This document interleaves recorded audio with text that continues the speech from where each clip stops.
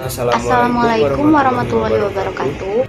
Perkenalkan, nama saya Epuriana dengan NPM 10120457 dari kelas F2 Manajemen. Perkenalkan, nama saya Nadia Regina Nisana dari kelas F2 Manajemen dengan NPM 101200490. Perkenalkan, nama saya Pinka Miptuljana, NPM saya 10120523. Kenalkan, nama saya Septian Sapardana. Saya dari kelas F2 Manajemen, NIM saya 10120510. Kami dari kelompok 4. Anggaran bahan baku. Pengertian anggaran bahan baku. Dalam pengendalian bahan baku, salah satu cara yang dapat dilakukan oleh perusahaan adalah dengan membuat anggaran pembelian bahan baku. Bahan baku dapat dianggarkan dalam suatu unit uang. Anggaran pembelian bahan baku berisi rencana kuantitas bahan baku yang harus dibeli oleh perusahaan dalam periode waktu mendatang. Ini harus dilakukan secara hati-hati, terutama dalam hal jumlah dan waktu pembelian. Anggaran bahan baku adalah semua anggaran yang berhubungan dan merencanakan secara lebih terperinci tentang penggunaan bahan baku untuk proses produksi selama periode yang akan datang. Bahan baku yang digunakan dalam proses produksi dikelompokkan menjadi bahan baku langsung atau direct material dan bahan baku tak langsung indirect material. Bahan baku langsung adalah semua bahan baku yang merupakan bagian barang yang jadi yang dihasilkan. Biaya yang dikeluarkan untuk membeli bahan baku langsung ini mempunyai hubungan yang erat dan sebanding dengan jumlah barang jadi yang dihasilkan. Sehingga biaya bahan baku langsung merupakan biaya variabel bagi suatu perusahaan. Bahan baku tak langsung adalah bahan mentah yang ikut berperan dalam proses produksi, tetapi tidak secara langsung tampak pada barang jadi yang dihasilkan. Seandainya barang jadi yang dihasilkan adalah meja dan kursi kayu, merupakan bahan baku langsung, sedangkan paku dan cat merupakan bahan baku yang tak langsung. Konsep anggaran bahan baku. Secara umum, anggaran bahan baku dikelompokkan menjadi dua, yaitu bahan baku langsung dan bahan baku tidak langsung. Bahan baku langsung merupakan bagian dari produk jadi yang biayanya dengan mudah dapat ditelusuri dari produk tersebut. Bahan baku ini sifatnya variabel. Dan yang selanjutnya ada bahan baku tidak langsung, merupakan bahan baku yang dipakai dalam proses produksi, tetapi biayanya sulit ditelusuri dari biaya produk tersebut. Anggaran bahan baku hanya merencanakan kebutuhan dan penggunaan bahan baku langsung. Bahan baku tak langsung akan direncanakan dalam biaya overhead pabrik. Hal-hal yang perlu diperhatikan dalam penyusunan anggaran bahan baku, yaitu budget bahan baku hanya menyangkut kuantitas bahan baku. Budget bahan baku dibuat untuk setiap jenis produk. Budget bahan baku dibuat untuk satu periode budget tertentu. Misalnya, 1 tahun, triwulan, atau bulanan. Budget bahan baku sebaiknya dibuat atas dasar pemakaian bahan baku yang sebenarnya untuk mempermudah pengendalian bahan baku. Data dan informasi untuk menyusun anggaran kebutuhan bahan baku. Data dan informasi digunakan untuk menyusun anggaran kebutuhan bahan baku, yaitu rencana produksi yang tertuang dalam anggaran yang akan diproduksi, khususnya tentang jumlah dari masing-masing jenis barang yang akan diproduksi dari waktu ke waktu selama periode tertentu. Berbagai standar pemakaian bahan baku dari masing-masing bahan baku untuk proses produksi yang ditetapkan dan berlaku di perusahaan. Standar pemakaian bahan baku diperlukan untuk mengendalikan efisiensi pemakaian bahan baku atau yang disebut dengan controlling. Ada dua metode yang menetapkan standar data dan informasi dalam perusahaan, yaitu ada data historis atau dapat data pengalaman di waktu yang telah lalu. Caranya adalah mengendalikan melihat jumlah unit yang dihasilkan suatu waktu yang lalu dan kemudian membandingkan dalam satuan jumlah satuan unit bahan mentah yang habis terpakai untuk waktu produksi pada bulan tersebut. Maka dari hasil itu dapat diketahui penggunaan bahan mentah rata-rata untuk unit produk. Yang kedua ada data penelitian khusus. Pada data penelitian khusus dengan mengabaikan data pengalaman di waktu-waktu yang telah lalu. Cara ini misalnya dapat dilakukan dengan mengukur secara fisik barang yang telah selesai diproduksi agar dapat diketahui jumlah satuan unit bahan baku yang dipakai untuk menghasilkan produk tersebut. Misalnya, PT Karisma yang bergerak dalam produksi mebel akan menghasilkan meja dan kursi. Maka hal yang dilakukan adalah mengukur meja dan kursi yang telah selesai diproduksi. Hal ini dimaksudkan untuk mengetahui kebutuhan bahan baku berupa kayu yang dipakai. Melakukan penelitian dan pengukuran secara laboratoris terhadap produk yang dihasilkannya. Hal ini biasanya dipakai pada barang atau produk yang tidak mudah diukur penggunaan bahan baku secara visual tanpa bantuan alat khusus. Tujuan penyusunan anggaran baku yaitu 1. Memperkirakan jumlah kebutuhan bahan baku. 2. Memperkirakan jumlah pembelian bahan baku yang diperlukan. 3. Sebagai dasar untuk memperkirakan kebutuhan dana yang diperlukan untuk melaksanakan pembelian bahan baku. 4. Sebagai dasar penyusunan biaya produksi, yakni memperkirakan komponen harga pokok pabrik karena pengguna bahan baku dalam proses produksi. 5. Sebagai dasar melaksanakan fungsi pengawasan bahan baku. Komponen anggaran bahan baku. Anggaran bahan baku terdiri dari 4 komponen, yaitu 1. Anggaran kebutuhan bahan baku. Anggaran kebutuhan bahan baku disusun untuk merencanakan jumlah bahan baku yang diperlukan. Dalam anggaran kebutuhan bahan baku memuat jenis produk yang dihasilkan, jenis bahan baku yang digunakan SPM, yaitu standar penggunaan material, atau SUR, standar userge rate. Tahapan proses produksi, waktu dan jumlah yang dihasilkan. 2. Anggaran pembelian bahan baku. Anggaran pembelian bahan baku adalah anggaran yang merencanakan secara terperinci tentang banyak pembelian bahan baku guna memenuhi kebutuhan produksi. Untuk pembelian bahan baku, untuk merencanakan saat pemesanan bahan baku pada periode mendatang, perlu diperhatikan faktor-faktor, yaitu lead time yang terjadi pada pemesanan atau pemesanan sebelumnya. Terus lead time adalah jangka waktu sejak dilakukannya pemesanan sampai saat datang bahan baku yang dipesan dan siap untuk digunakan dalam proses produksi. Selanjutnya, reorder point adalah saat harus melakukan pemesanan kembali bahan baku langsung yang diperlukan. Terus extra carrying cost, biaya terpaksa harus dikeluarkan akibat bahan baku langsung datang dari awal. Stock out cost, terpaksa harus dikeluarkan akibat keterlambatan datangnya bahan baku langsung. 3. Anggaran persediaan bahan baku. Anggaran persediaan bahan baku merupakan suatu rencana terperinci tentang banyak bahan baku yang disimpan. Sebagai persediaan, setiap perusahaan bisa mempunyai anggaran pengguna bahan baku. 4. Anggaran penggunaan bahan baku atau habis dipakai.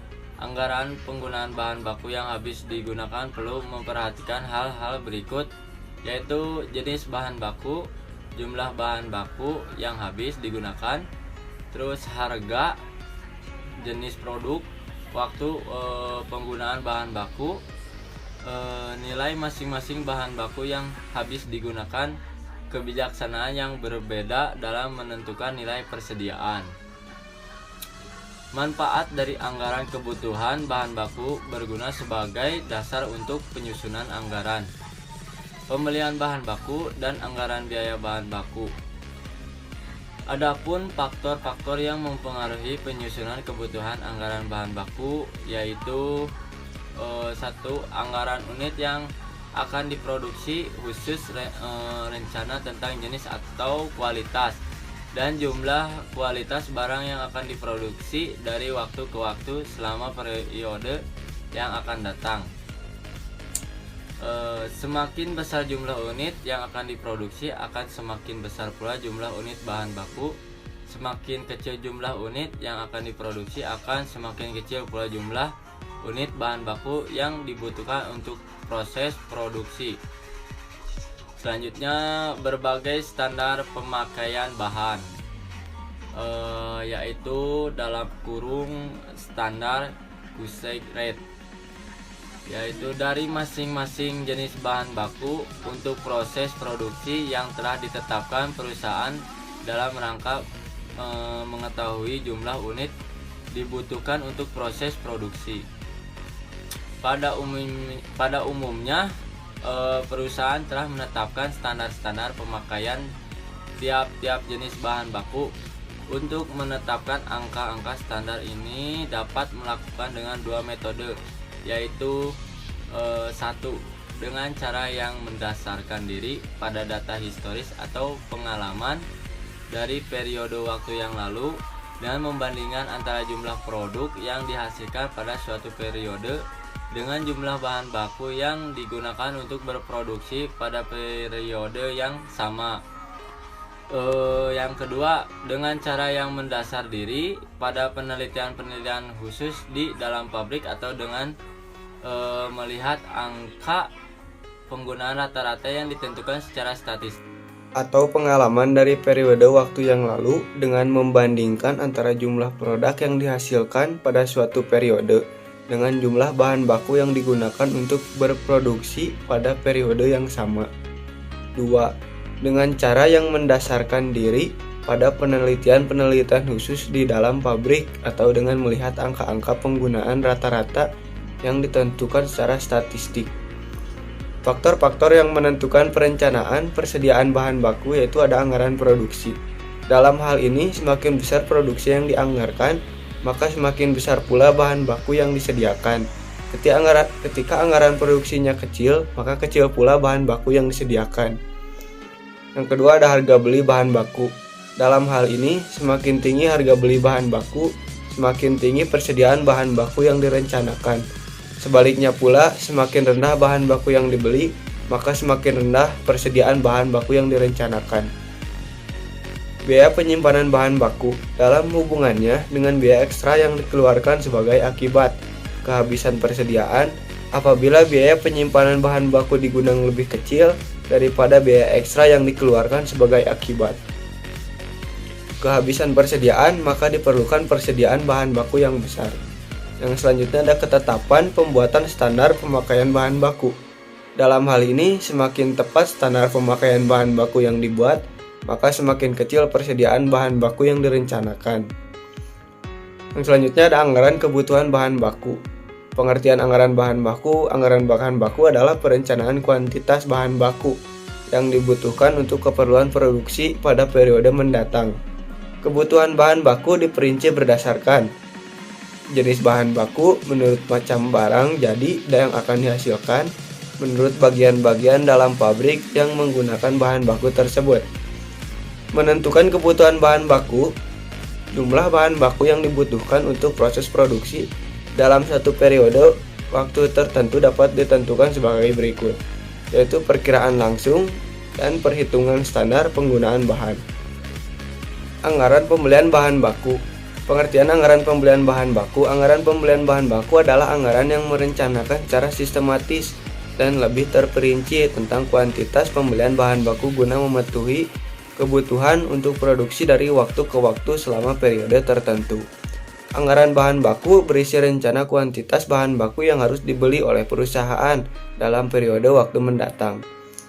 Jumlah pembelian yang ekonomis atau EOQ ini akan membuat stok barang tidak menumpuk dan mengetahui jumlah pemesanan optimal, pemesanan kembali. Jadi kamu nggak perlu lagi deh pusing-pusing mikirin berapa jumlah barang yang perlu diorder dengan menggunakan metode satu ini. Masih dalam bentuk pengenalan EOQ, harus tahu jenis biaya apa saja yang bisa dihitung menggunakan rumus ini. Ada beberapa yang mengharuskan ada untuk menghitung EOQ, diantaranya adalah 1. Biaya pemesanan atau ordering cost. Biaya pertama yang harus kamu kenal adalah biaya pemesanan atau ordering cost. Mudahnya bisa kamu jelaskan sebagai biaya kurir dan asuransi pada proses pengiriman. Sedangkan pada praktiknya ada biaya pemesanan lain yang mungkin diperlukan selain 2 biaya di atas. Yang kedua, biaya penyimpanan. Selanjutnya adalah biaya penyimpanan yang bisa dilihat dari biaya sewa gudang, asuransi, gaji staf, dan lain-lain. Biaya ini juga dikenal dengan holding cost atau carrying cost. Bentuk dasar anggaran pembelian bahan baku. Suatu anggaran pembelian bahan baku pada dasarnya memiliki bentuk dasar yang terdiri dari hal-hal berikut. 1. Jenis bahan baku yang digunakan dalam proses produksi. 2. Jumlah yang harus dibeli. Anggaran persediaan bahan baku. Pada dasarnya, kebijaksanaan tentang penilaian persediaan dapat dikelompokkan menjadi yang pertama, kebijaksanaan FIFO atau first in, first out. Kebijaksanaan FIFO, bahan baku yang lebih dahulu digunakan untuk produksi adalah bahan baku yang lebih dahulu masuk di gudang, sehingga sering pula diterjemahkan pertama masuk, pertama keluar. Dengan kata lain, penilaian bahan baku di gudang nilainya diurutkan menurut urutan waktu pembeliannya. Yang kedua, kebijaksanaan LIFO atau last in first out. Kebijaksanaan LIFO adalah harga bahan baku yang masuk ke gudang lebih akhir justru dipakai untuk menentukan nilai bahan baku yang digunakan dalam produksi. Meskipun pemakaian fisik tetap diurutkan menurut urutan pemasukannya. Persediaan besi. Persediaan besi adalah persediaan minimal bahan baku yang harus dipertahankan untuk menjamin kelangsungan proses produksi. Di muka telah disinggung sedikit bahwa persediaan bahan besi merupakan salah satu faktor yang harus dipertimbangkan dalam menentukan saat dilakukannya pemesanan bahan baku atau reorder period. Besarnya persediaan besi ditentukan oleh beberapa faktor, antara lain yaitu yang pertama, kebiasaan leveransir menyerahkan bahan baku yang dipesan, apakah selalu tepat pada waktunya atau tidak.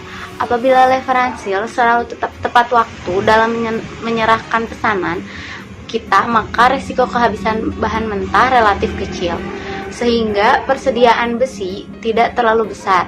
Sebaliknya, bila referensil biasanya terlambat datang, maka risiko kehabisan bahan mentah terlalu besar, sehingga perlu ada persediaan besi yang besar pula. Yang kedua, jumlah bahan baku yang dibeli setiap pemesanan.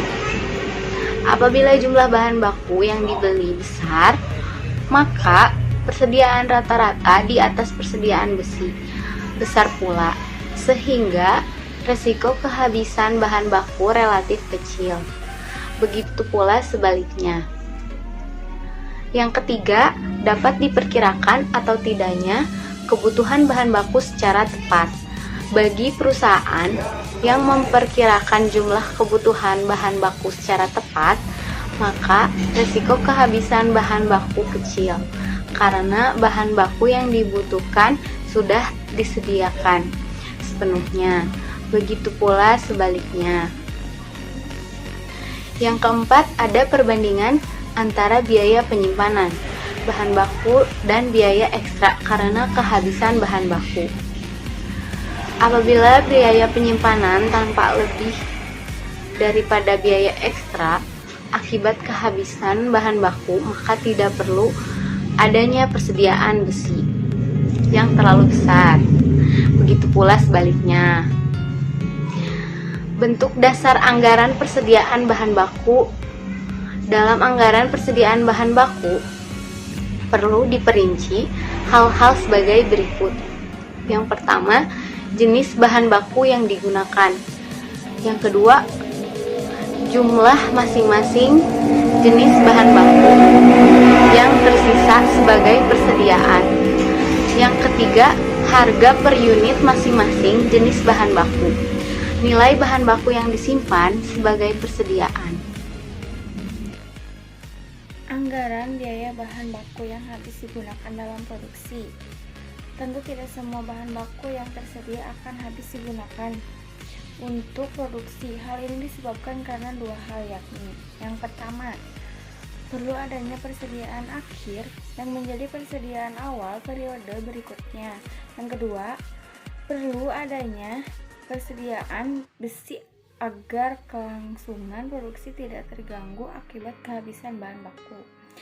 Bahan mentah yang telah digunakan dalam proses produksi harus dihitung nilainya. Rencana besarnya nilai bahan baku yang habis digunakan dalam proses produksi dituangkan dalam satu anggaran tersendiri disebut anggaran bahan baku yang habis digunakan. Manfaat disusunnya anggaran bahan baku yang habis digunakan antara lain adalah: 1. Untuk keperluan produk costing, yaitu perhitungan harga pokok barang yang dihasilkan perusahaan. 2. Untuk keperluan pengawasan penggunaan bahan baku. Bentuk dasar anggaran biaya bahan baku yang habis digunakan dalam anggaran ini standar. Penggunaan bahan baku masih diperhatikan, tetapi tidak dicantumkan pada anggaran kebutuhan bahan baku. Anggaran biaya bahan baku yang habis digunakan perlu memperinci hal-hal. 1. Jenis bahan baku yang digunakan. 2. Jumlah masing-masing jenis bahan baku yang habis digunakan untuk produksi. Ketiga, harga per unit masing-masing jenis bahan baku. 4. Nilai masing-masing bahan baku yang habis digunakan dalam proses produksi. Yang kelima, jenis barang yang dihasilkan dan menggunakan bahan baku. Yang terakhir, waktu penggunaan bahan baku. Fungsi perencanaan, koordinasi, dan pengawasan pada anggaran-anggaran bahan baku seperti halnya anggaran produksi, anggaran kebutuhan bahan baku, persediaan bahan baku, dan pembelian bahan baku merupakan alat perencanaan bagi perusahaan. Dalam anggaran-anggaran tersebut, secara terperinci dibuat rencana tentang segala sesuatu yang berhubungan dengan penggunaan bahan baku pada waktu mendatang. Sekian presentasi dari kelompok kami. Wassalamualaikum warahmatullahi wabarakatuh.